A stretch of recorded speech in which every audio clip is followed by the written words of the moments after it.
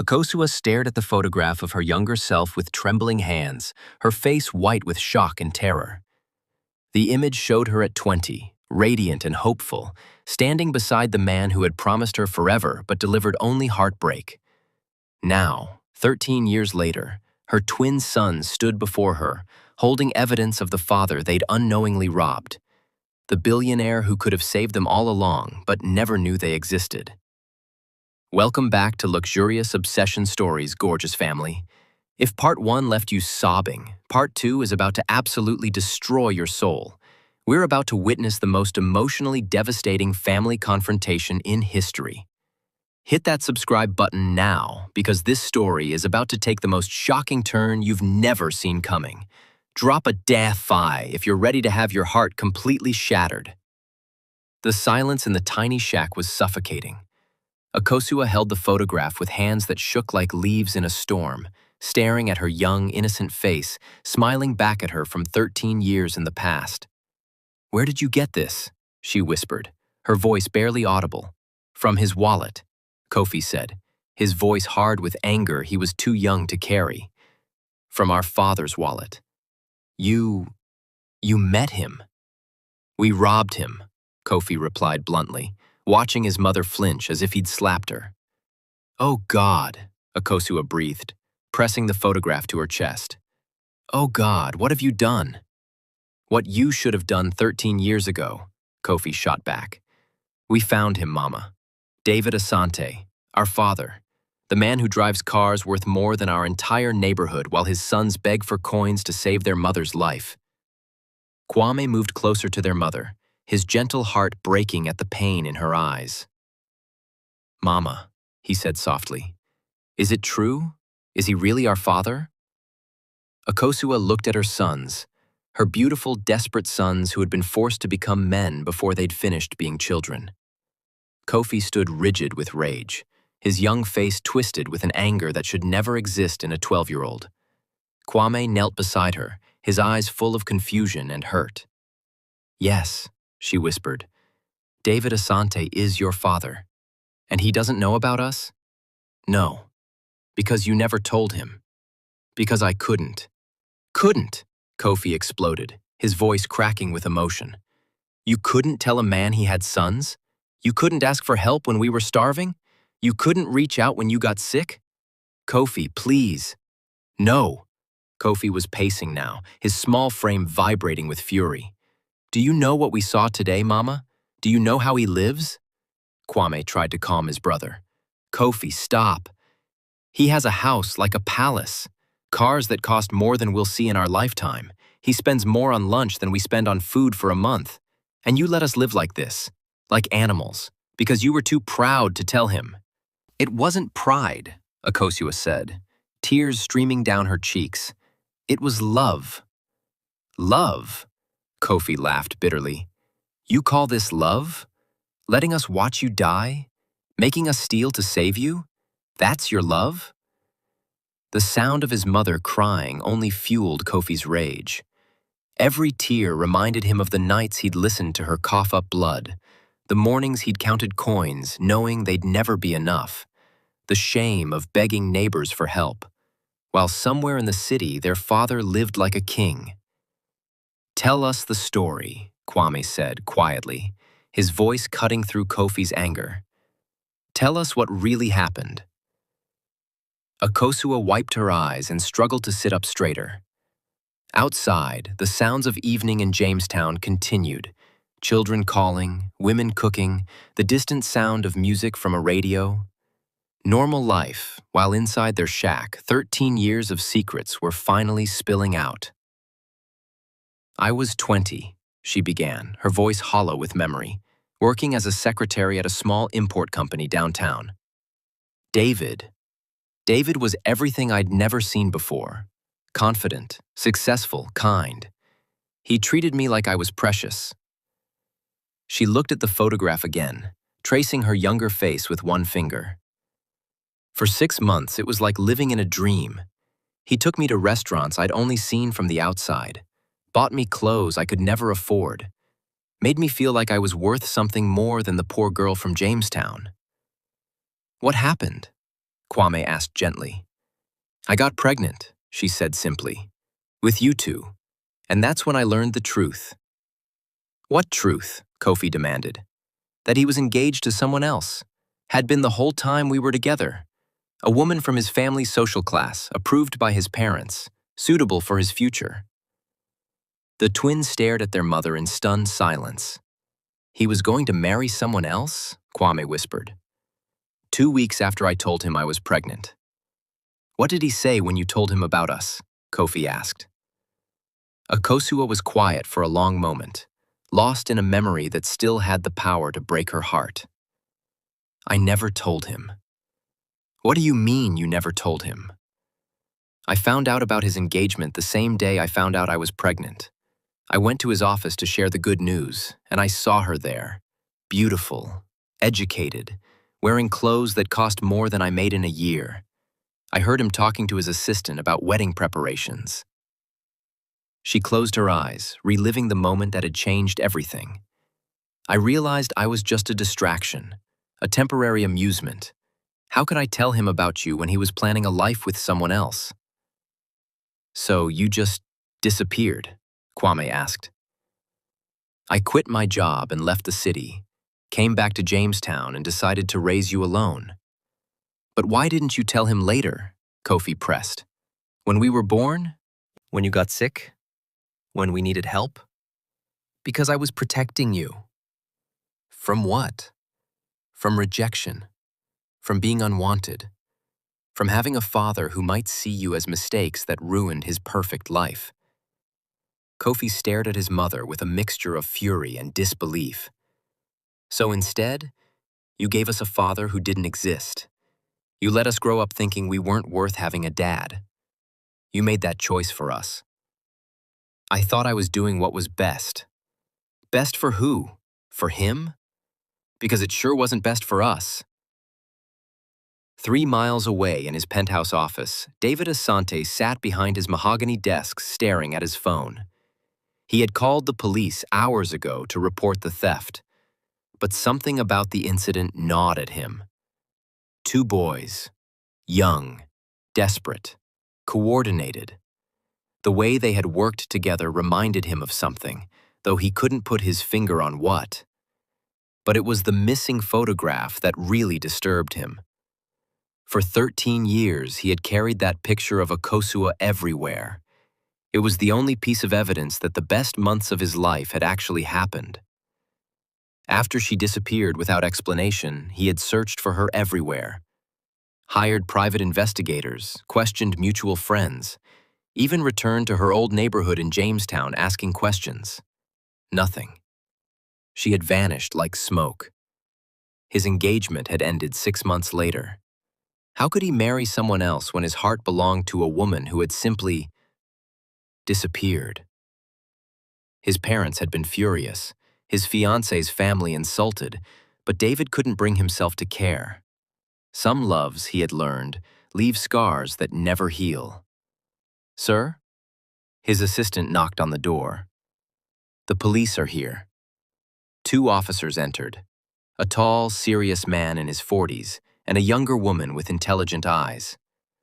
Mr. Asante, the older officer said, we've reviewed the security footage from the street. We have clear images of the 2 boys who robbed you. David looked at the printed screenshots they handed him. 2 faces stared back at him. Identical twins, maybe 11 or 12 years old, with wide eyes and desperate expressions. Something about their faces made his breath catch. They look familiar, he said slowly. Do you know them? No, I don't think so. But there's something. He studied the images more carefully. The shape of their faces, the way they held themselves, the stubborn set of their jaws. Have you checked the hospitals? David asked suddenly. Sir, these boys didn't steal for fun. Look at them. They're desperate. Check the hospitals. See if anyone matching their description has been asking about medical bills, medicine, treatment. The officers exchanged glances. That's actually a good idea. Start with the government hospitals, then the private ones. If someone they love is sick, they'll go wherever they can afford. After the police left, David stood at his floor-to-ceiling windows looking out over the city. Somewhere out there were two boys who had been desperate enough to rob a stranger. Two boys who looked strangely familiar. Two boys who had stolen the only photograph of the woman he'd never stopped loving. Back in Jamestown, the twins had left their emotional mother to rest while they went to buy her medicine. The pharmacy was crowded with people who looked just like them, tired, worried, counting coins and hoping for miracles. "Next," the pharmacist called. Kofi stepped forward and handed over the prescription, along with enough money to cover it twice over. The pharmacist looked at the crisp bills in surprise. "Where did you boys get this kind of money?" "Someone helped us," Kwame said quickly. "Rich people don't usually help poor children," the man said suspiciously. "This one did," Kofi replied, meeting the man's gaze steadily. 20 minutes later, they walked out with a bag full of medicine that could save their mother's life. For the first time in months, they had hope. "We did it," Kwame said quietly as they walked home. "We saved her. But at what cost?" Kofi looked at his brother. "What do you mean?" "We're thieves now. We stole from our own father. Our father who abandoned us. Our father who doesn't even know we exist." They walked in silence for a while, each lost in their own thoughts. "Do you think we should tell him?" Kwame asked finally. "Tell him what?" "That we exist. That we're his sons." Kofi considered this. "Why would we do that?" "Because maybe Mama was wrong. Maybe he would want us. And maybe he wouldn't. Maybe he'd have us arrested for stealing from him. But maybe he'd help us. Maybe he'd take care of Mama. Maybe is not enough, Kwame. We can't risk it." But even as Kofi said the words, he wondered. Their father had looked not evil, not cruel, just rich and distant, and unaware that his sons were watching him from across the street. What would happen if David Asante knew the truth?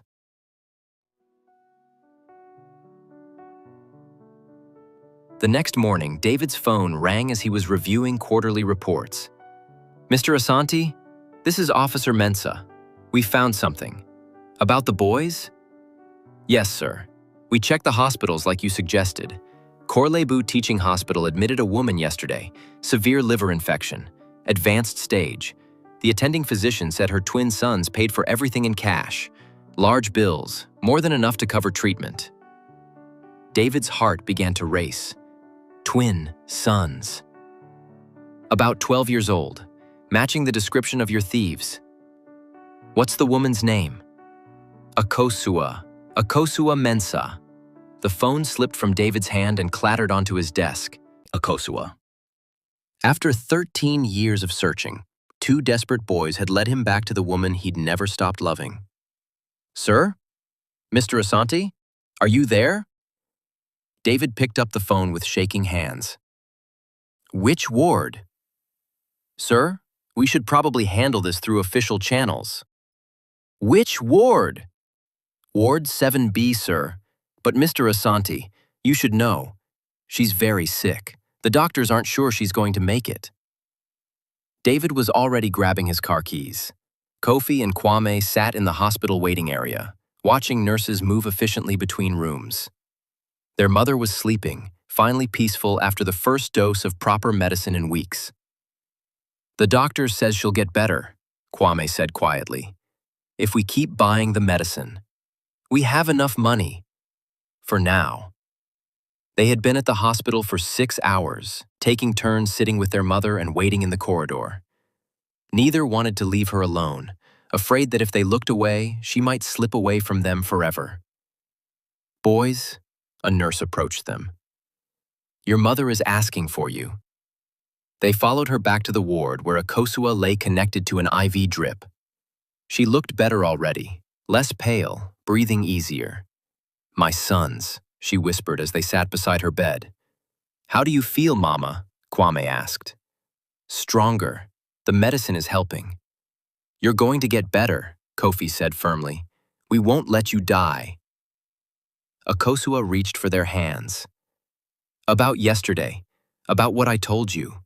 We understand, Mama, Kwame said quickly. No, you don't. You can't understand because you're children, and I ask you to carry burdens that should have been mine alone. She struggled to sit up higher in the bed. I need to tell you something else, about your father. What about him? Kofi asked, his voice guarded. He wasn't a bad man. Selfish, maybe. Immature, but not bad. When I knew him, he was kind and generous and engaged to someone else, Kofi interrupted. Yes, but I never gave him the chance to choose. I made the choice for him. What choice? Between his old life and a new one with us. Before either boy could respond, they heard a commotion in the corridor outside. Raised voices, someone arguing with the nurses. Sir, visiting hours are almost over. I don't care about visiting hours. I need to see her, now. The voice was deep, commanding, familiar. The twins looked at each other with wide eyes. That sounds like, Kwame began. The door to their mother's room burst open, and David Asante stood in the doorway. He was still wearing his expensive suit, but his hair was disheveled, and his eyes were wild with an emotion the boys couldn't identify. He looked around the room frantically until his gaze landed on the woman in the bed. Akosua, he breathed. Their mother's face went white. David. For a moment, nobody moved. David stared at Akosua as if she were a ghost.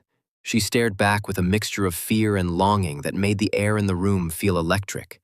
Then, David's gaze shifted to the two boys sitting beside the bed, and his world shifted completely. He saw his own eyes staring back at him, his own stubborn chin, his own thick eyebrows, and the same way of tilting their heads when confused. "Oh my God," he whispered. "They're mine." The silence that followed David's words was deafening. The twins sat frozen, unsure whether to run or stay. Their mother closed her eyes as if she could make the moment disappear. David stood in the doorway, his mind reeling as 13 years of questions suddenly had answers. "How old are they?" he asked, his voice barely controlled. 12, Akosua whispered. 12 years and 3 months, or 12 years and 9 months. 3 months. David did the math quickly. They had been conceived during the last month they were together, just before everything fell apart. "You knew," he said, his voice growing stronger. "When you disappeared, you knew you were pregnant." "David, please." "You knew, and you said nothing. For 12 years, you let me wonder what happened to you. 12 years of thinking I had somehow hurt you, scared you away." He stepped into the room and both boys instinctively moved closer to their mother. 12 years of having sons I didn't know existed. "I thought I was protecting them," Akosua said weakly. "From what? From having a father? From having someone who could take care of them? From having a father who might not want them?" David laughed, but there was no humor in it. "You decided that for me. You decided that for them. You took away my choice." Kofi stood up suddenly, his young face fierce with protective anger. "Don't you dare make her feel worse than she already does," he said, his voice shaking but determined. David looked at his son, and saw a courage that took his breath away. "You don't know what we've been through," Kofi continued. "You don't know what it's like to watch your mother cough up blood every night. You don't know what it's like to beg for medicine money while rich people like you drive past in cars that cost more than we'll see in our lifetime." "Rich people like me?" David repeated quietly. "Yes, rich people who have everything while we have nothing. Is that what you think I am?" "I know what you are. I saw you today. Fancy suit, expensive car, wallet full of money you don't even count. Living like a king while your sons." Kofi's voice broke, and suddenly he looked 12 years old again instead of like a man carrying the weight of the world. "While your sons steal to save their mother's life," he finished in a whisper. David felt something crack inside his chest. You're the boys who took my wallet." Both twins nodded, waiting for the explosion of anger. Instead, David sank into the chair beside the bed, his head in his hands. "You stole from your own father to save your mother's life," he said quietly. "My sons had to become thieves because I wasn't there." "You didn't know," Kwame said softly, speaking for the first time. "I should have known. I should have looked harder. I should have found you." "We didn't want to be found," Akosua said. David looked up at her, and she saw tears in his eyes. "But they needed to be found, didn't they? They needed their father, and I failed them before I even knew they existed." He turned to look at the twins, his sons, really seeing them for the first time. "What are your names?" he asked. "Kofi," the fierce one said reluctantly. "Kwame," the gentle one added. "Kofi and Kwame," David repeated, as if tasting the words. "My sons." The room fell silent again, but this time the silence felt different. Less hostile, more uncertain. "Why did you come here?" Akosua asked finally. "The police traced the theft to the hospital. When they told me twin boys had paid for their mother's treatment, when they said her name was Akosua," he shrugged helplessly, "I had to see if it was you. And now you know. Now I know I've missed 12 years of my children's lives. Now I know that while I was building a business empire, my sons were learning to survive on the streets. Now I know that the woman I loved was dying alone because she was too proud to ask for help." He stood up and walked to the window, looking out at the crowded hospital grounds where families like his struggled with problems that money could solve. "I have been searching for you for 13 years, he said without turning around. "Every year on your birthday, every Christmas, every time I passed a woman on the street who reminded me of you. I hired investigators. I offered rewards. I never stopped looking." David. "And all this time, you were here, struggling, sick, alone, with my children." He turned back to face them. "I could have helped. I could have been here. I could have been their father." "You can be their father now," Akosua said quietly. "Can I? After 12 years of absence? After they had to steal from me to save your life? What kind of father does that make me?"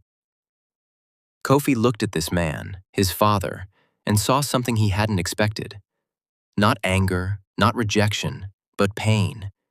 Deep, genuine pain. "The kind who didn't know we existed," Kofi said slowly. David looked at his son, his brave, angry, desperate son, and felt his heart break and heal at the same time. "No," he said firmly, "the kind who should have tried harder to find you. The kind who should have known that the woman he loved wouldn't just disappear without a reason." He walked back to the bed and knelt beside it, looking at Akosua with eyes full of regret. "I'm sorry," he said. "I'm sorry I didn't look harder. I'm sorry you felt like you had to do this alone. I'm sorry my sons had to become thieves because their father wasn't there to take care of them." Akosua began to cry again, but this time the tears felt different. "I'm sorry too," she whispered. "I'm sorry I took the choice away from you. I'm sorry I was too afraid to trust you with the truth." David reached out slowly and took her hand. "We both made mistakes," he said, "but we don't have to keep making them." He looked at Kofi and Kwame, who were watching this exchange with wide, uncertain eyes. "I know I can't undo 12 years of absence," he told them. "I know I can't erase the struggles you've faced or the things you've had to do to survive, but if you'll let me, if you'll give me a chance, I want to be your father. I want to take care of you and your mother. I want to try to make up for all the years I lost." The twins looked at each other, having one of their silent conversations. Finally, Kwame spoke. "What about your other life? Your wife? Your family?" David smiled sadly. "I never married. I never could. My heart belonged to your mother, and when she disappeared, I never found anyone else who could fill that space." "So we wouldn't be breaking up a family?" Kofi asked. "You would be completing one." What followed was the strangest, most awkward, most hopeful conversation any of them had ever had. David learned that his sons were brilliant, that Kofi was fiercely protective and naturally gifted at mathematics, while Kwame was gentle and artistic with a talent for languages. He learned that they had been out of school for 2 years because of their mother's illness, that they had been supporting themselves and her through street trading and odd jobs, that they had never owned new clothes or eaten in a restaurant or owned a single book. The twins learned that their father owned successful import-export businesses across West Africa, that he lived in a house with more rooms than their entire neighborhood, that he had spent years wondering what had become of the woman he loved and never knowing he had children who needed him.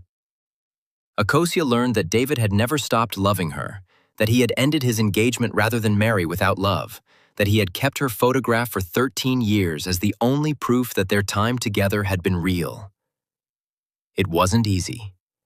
There were tears, recriminations, moments of anger and hurt that 13 years of separation had created. But there was also something else, a sense of family that none of them had experienced before. "What happens now?" Kwame asked as visiting hours were ending. "Now your mother gets better," David said firmly. "The doctors say she needs several weeks of treatment, but she's young and strong. She'll recover." "And after that?" David looked at Akosua, then at his sons. "After that, we figure out how to be a family, all of us, together." "Where would we live?" Kofi asked practically. "Wherever you want. I have a house in East Legon with plenty of room, but if you prefer to stay in Jamestown, we can renovate your place, make it bigger, more comfortable." "You would do that?" Akosua asked in surprise. "I would do anything for you, for all of you." As David prepared to leave that evening, Kofi stopped him at the door. "The money," he said, pulling out David's wallet. "We only took what we needed for Mama's medicine. The rest is still here." David looked at the wallet, then at his son. "Keep it," he said. "What?" "It's yours. Both of you. You're my sons. Everything I have is yours now." Kofi stared at the wallet in his hands. "But we stole from you. You saved your mother's life. That makes you heroes, not thieves." For the first time since this all began, Kofi smiled. Akosua stood in the kitchen of David's house in East Legon, preparing dinner and listening to the sounds of her family. In the living room, David was helping Kwame with his mathematics homework, while Kofi practiced piano, an instrument he had discovered he loved and had natural talent for. She was healthy now, completely recovered, with color in her cheeks and strength in her body that she hadn't felt in years. The doctors had called it miraculous, but she knew better. Love had healed her as much as medicine. The transition hadn't been easy. Learning to live as a family after 13 years of separation required patience, compromise, and forgiveness from everyone. There were still moments of awkwardness, still conversations about the past that were difficult to navigate. But there was also laughter in the house now. The twins were back in school, at the best private school in Accra, and thriving. Kofi had channeled his fierce protectiveness into academic achievement, while Kwame had blossomed socially and artistically. And David was learning to be a father, not just a provider, but a real parent who attended school events and helped with homework and listened to his sons talk about their days. He was learning that being a father wasn't about money or houses or cars. It was about being present, being available, being there when you were needed. "Mama," Kofi called from the living room. "Dinner smells amazing." "5 more minutes," she called back. She looked out the window at the garden where David had built a workshop for Kwame and a small studio for Kofi's piano. In the distance, she could see the lights of Accra beginning to twinkle as evening fell. 13 years ago, she had made a choice based on fear. She had chosen to protect her children from possible rejection by denying them the chance of acceptance. It had been the wrong choice, she knew now, but it had led to this moment. Standing in a kitchen full of the smells of home, listening to her family, finally complete. "Akosua," David appeared in the doorway. "The boys are asking if we can have a movie night tonight." She smiled at him, this man who had waited 13 years for love to come home. "What movie?" "Something about superheroes, I think. They want to see if ordinary people can become heroes when they need to. Akosua laughed. They already know the answer to that. David came up behind her and wrapped his arms around her waist. Yes, he said quietly. They do.